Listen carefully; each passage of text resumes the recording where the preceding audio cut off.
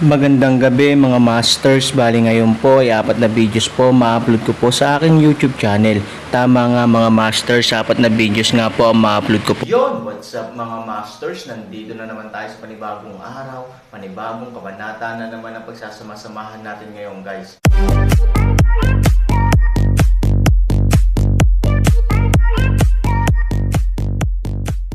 Bali mga masters, kung bago ka pa lang po sa aking YouTube channel, please click the subscribe button, lalong-lalo na po yung notification bell guys, para maging connected pa rin tayo sa isa't isa at maging updated kayo sa mga susunod ko pang video.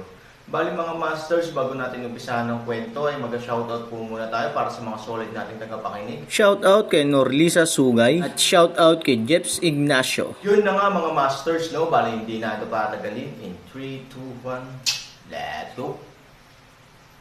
Mga master, magbabalik tayo sa pag-upload ng 4 na videos everyday simula ngayon araw. Salamat sa solid na pagsuporta mga master. Kuya Marshall Sister Chinchuang, andito ka na. Nakababatang Marshall brother, napakabait mo. Kung madilim at nakahiga siya sa lupa, hindi mo matukoy kung alin ang ulo at kung alin ang buntot. Nang makita si Chinchuang, ngumiti siya at dinilaan ang laway sa gilid ng kanyang bibig. Pero nung tumawa yung taong grasa, medyo cute siya. Pagkatapos nito, may isa pang tao sa hardin. Chinhamog na nagyelo malamig na boses matapos na sinasabi, isang stop kamay, putingling liwanag withdraw, Aaron na ibalik kalayaan. Nang makita ang Aaron, tumingin si Zizuzi kay Chinchuang. Hindi niya ito hinamak, nakangiting tumingin siya kay Chinchuang, Elder Marshall Sister, isa lang itong alipin sa hardin ng gulay. Sinabi mo kanina na ako mismo ang kukuha nito, at ako mismo ang magpapadala nito sa iyo. Tapos na sabihin, tiklupan siya anak na lalaki Hushu ng pagmamadali sa Aaron sa harap, sampal sa ulo ng Aaron, hayaan ang iyong apo na guluhin ang aking nakatatandang Marshall Sister. Ang Aaron ay lubhang nalulumbay. Anong kalokohan ito sa akin? Matapos i-shoot ang Aaron, si Zizuzi ay parang kumakanta at nagbabago ang kanyang mukha. Agad niyang itinambak ang isang nakangiting mukha, Elder Marshall Sister, dahil narito ka, gusto mo bang kumain ng ilang flat peach? Kamakailan lamang, ang mga flat peach sa taniman ay hinog na lamang, ngunit sila ay malambot at masikip. Panipi, hindi, may gagawin pa ako. Chinfrost malamig na boses matapos na nagsasabi, lumiko ang katawan pagkatapos ay patungo sa kaliwa. Sa pagtingin sa likod ni Chinchuang, ang laway ni Zizuzi ay kalahating talampakan ang haba. Nang masigurado niyang nakaalis na ang lalaki ay bumalik siya sa sarili. Gamit ang kamay, pinunasan niya ang nalaglag na laway at pinandilatan ng mata si Aaron, tignan mo ang buhok, tapos sandutin mo ang mata ng aso mo. Sumama ka sa akin. Galit isang inumin, fold virtual anak na lalaki humantong Aaron sa hardin ng kubo na gawa sa pawid. Ang kubo na gawa sa pawid ay itinayo sa paligid nito, tulad ng CA courtyard. Sa looban, may isang itim at payat na batang lalaki, kasing itim ng uling at singkit ng kahoy na panggatong. Sa oras na ito, siya ay nagpuputol ng kahoy na panggatong gamit ang palakol.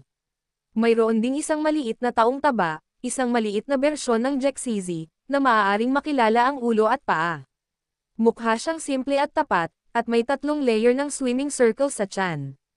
Halika dito. Tiklupan virtual anak mataba kamay ng isang alon, maliit na itim na manipis at maliit na taba mabilis ilagay down ang mga kamay ng Liv na tumakbo sa ibabaw. Kuya Guesho, magalang nilang sabi ng sabay-sabay. Here comes a new slave. What's your name? Aaron. Tumango si Zizuzi, mula ngayon, alipin ka na ng hardin ng gulay. Ang alipin ay may 3 kinakailangan, una, dapat kang magtrabaho sa pagsikat ng araw at magpahinga sa paglubog ng araw. Pangalawa, hindi ka dapat lumapit sa peak hole ng walang pahintulot. Pangatlo, dapat may karapatan kang ipaliwanag ang iba.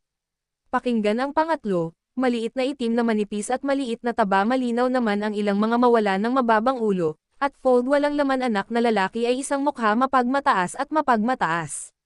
Ang kahulugan nito, Aaron naiintindihan, siya ang hari ng lupa dito. Kung ano ang sinabi niya, iyon ay kung ano. Ang payat ay tinatawag na Zangjin, at ang mataba ay tinatawag na Marangya.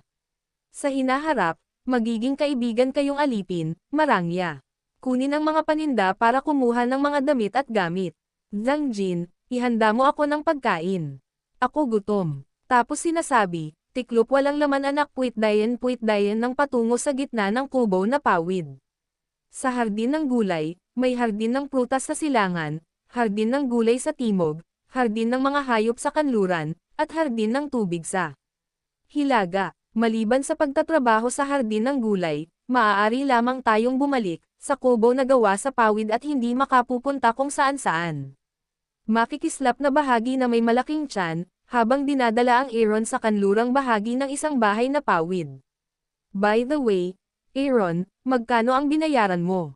Biglang tanong ni Flashy. Pera. Sa madaling salita, okay lang na bilhin ang sa iyo gamit ang anumang uri ng mga kalakal. Isang Green Jade Energy Bottle, hindi, kalahating bote dapat. Ang Aaron ay matapat na sumasagot. Para akong isang bote, pero kung bibili ako ng libre, kalahating bote lang ang halaga ko. Damn. Narinig ito ni Flashy, tingnan ang multo na parang nakatingin kay Aaron, napakahirap ng pamilya mo. Sa mundo ng lahat ng direksyon, maraming malalakas, ngunit marami ring mahina. Walang magagawa ang mundo kung wala ang prinsipyo ng pyramid. Dito, kahit sino ay hindi makakain ng ordinaryong pagkain, ngunit kailangan ding kumain ng pagkain mula sa buong mundo. Ang mga pagkain ito ay naglalaman ng bakas ng enerhiya. Kung ang sino man ay hindi kumain, ito ay katumbas ng tao na hindi kumakain. Ngunit sa lipunan ng gubat, ang malalakas ay maaaring dambong, habang ang mahihina ay maaari lamang samsam. Ang polarisasyon ng 8 daigdig ay mas malaki pa kaysa sa daigdig at daigdig ng Xuanyuan. Ang mahihina ay mas mahina. Upang mabuhay, maraming mahihirap na pamilya ang nagtitinda ng kanilang sarili. Ganyan ka Flag. Ang pamilya ay mahirap, ngunit ang bata ay napakasarap kumain. Gayunpaman, sinabi ng pamilya na ito ay isang mas mahusay na paraan upang ibenta siya sa nihilist bilang isang alipin, na maaaring makabawi sa kanyang pamilya nang hindi siya gutom. Ngunit ang pagiging isang alipin, kung tutusin, ay isang bagay ng buhay, kaya ang presyo ay natural na hindi mababa. Ngunit ang kalahati ng isang berdeng bote ng enerhiya ay isang alipin na hindi pa naririnig. Kunin mo siya bilang pinakamababang alipin. Maaari niyang ipagpalit ang pera ng mundo sa halos 3 bote ng Emerald Energy Bottles, Aaron at kalahating bote. Okay, just have you. I won't have to be the bottom in the future. Matapos ang pagkabigla ng flashiness, medyo masaya siya. Sa presyo mo, nakasuot ka lang ng 9,999 na slave suit. Sumimangot si Aaron at pansamantalang nagtanong, "What's your number?" 102. Pinipigilan ni Han Sanchen ang udyok na pumatay. Ano ang pagkakaiba ng 9,999 at 102? Isa lang itong langit at lupa. Ilan lahat ang mga alipin. Diniin ni Aaron ang sulok ng kanyang bibig at pinilit siyang kumapit. 102 tao. Aaron pakiramdam ng isang bolt mula sa asol, sa puso ng utak kabaitan, ang buong tao ay nasa apoy, malambot. Naghahanap lang ito ng simpleng masisilungan, pero parang nahulog sa puyo ng tubig, at ito pa rin ang tipong hindi makaahon. Kapag nagpalit ka na ng damit, pumunta ka muna sa North Garden Water District at ibalik mo ang domestic water natin ngayon. Pagkatapos nito, pumunta ka sa South Garden Vegetable Garden at lagyan mo ng fertilizer. Kung tungkol sa fertilizer, punta ka sa West Garden Livestock Garden. Inabot ni Flashy ang mga damit kay Aaron, at nag-order. Pagkatapos magpalit ng damit, pumunta si Aaron sa biyuan. Sinasaklaw ng biyuan ang isang napakalaking lugar. Ang ilang maliliit na ilog ay nagtatagpo upang bumuo ng isang malaking hugis ng field. Ang batis ay malinaw at umaagos. Hindi mabilang nakakaibang isda na hindi pa nakita ni Aaron na lumangoy sa tubig. Ang gawain ng Aaron ay punan ang malaking tangke ng tubig ng higit sa isang tao sa mataas na kubo. Pagkatapos noon, pumunta si Han sa Xiuan Livestock District. Sa katunayan, ito ay hayop. Ito ay isang prehistoric na siglo. Lahat ng uri ng hayop at ibon na kasing laki ng mga elepante ay gumagala sa paligid ng hardin. Ayon sa Glitz, ang mga ito ay talagang maliliit na hayop, na pangunahing ginagamit upang gumawa ng ilang mga delicacy. Ang trabaho ng Aaron ay magkolekta ng dumi at pagkatapos ay pumunta sa Dongyuan para diligan ang mga gulay. Sa oras na ito, Sa pangunahing bulwagan ng Chingluan Peak, isang nasa katanghaliang gulang na babae ang umiinom ng green tea at may dalang willow na kilay. Mukhang marami siyang alalahanin. Kahit na siya ay nasa kanyang katandaan, siya ay napanatili ng maayos at may kahanga-hangang estilo. Ito ang dream night ni Zhang Laolin sa Sefeng. Sinabi ni Qin Shuang sa Aaron, pagkatapos ay bumalik sa pangunahing bulwagan, ang mukha ay malamig pa rin bilang sutla. Tingnan si Lin Mengxi, hindi nasisiyahan na umupo pabalik sa upuan. Nagawa mo na ba lahat ng sinabi ko sa'yo? Tanong ni Lin Mengxi. Walang sinabi si Qin Shuang. Nang makita ito, walang magawang umiling si Lin Mengxi, bakit hindi ka nagsasalita? Kung patay o buhay man si Qin Qingfeng ay walang kinalaman sa atin. Hindi ko maintindihan kung bakit gusto mo siyang tulungan. Hindi masaya si Qin Shuang. Mapait na ngumiti si Lin Mengxi, anak ng yelo, siya ang tatay mo, bawal kang magsalita ng ganito. Hinamak ni Qin Shuang ang pagngisi, karapat-dapat din ba siyang maging ama? Ngunit ang iyong pangalan ay Qin. Nag-alala si Lin Mengxi, ngunit saglit, bumalik siya sa normal. Bukod dito, gusto kong palitan mo ang Aaron ng Green Jade Energy Bottle, na siyang kahulugan ng pinuno. Ano ang ibig sabihin ng punong guro? Hindi maintindihan ni Qin Shuang. Tumanggaw si Lin Mengxi. Pagkatapos ng drill, bumalik si Lin Mengxi sa Sefeng. Di nagtagal, ang punong guro ay biglang nagpadala ng boses sa kanya ng mag-isa at hiniling sa kanya na gamitin ang pamamaraang ito upang palitan ang Aaron sa Sefeng. Haha, sayang lang ang Aaron. Nakita na ng lahat ang resulta sa drill ground. Paano personal na hihilingin ng leader ang ganoong basura? Si Qin Shuang ay hindi naniniwala kay tao. Mahirap makita ang pinuno. Bukod dito, ang lahat ng mga panloob na gawain ng Liu Feng ay pinangangasiwaan ng bawat rurok. Ang pinuno ay bihirang makialam. Noong nakaraan, lumihis si Ye Gotcheng mula ka Feng patungo sa Shoufeng, at hindi umimik ang pinuno. Ngayon, ang pinuno ay dumating upang humingi ng isang tumatawa basura. Sa makatuwid, ang unang pagmuni-muni ni Qin Shuang ay ang paghahanap ni Lin Mengxi ng dahilan para tulungan si Qin Qingfeng. Siya ay umiibig pa rin kay Qin Qingfeng. Shuangger, madalas kang itinuro ng nanay ko na minsan ang nakikita mo ay maaaring hindi totoo. May mga bagay, hindi mo na kailangang malaman ng sobra, hindi maganda para sa iyo. Ikaw, maaari kang maging 2 berdeng bote ng jade, at bumili ng alipin para makabalik, Lin Mengxi Road. Ang mga salitang ito ay malinaw na hindi nagpapahintulot kay Qin Shuang na maniwala, higit na nagpapatunay, si Lin Mengxi ay naawa kay Qin Qingfeng. Yung basura, may halaga ba siya ng 2 bote ng jade? Hindi alam ni Qin Shuang kung ano ang gagawin. Bukod dito, nasa iyo ang entry-level foundation ng Aaron para tulungan siyang makalusot.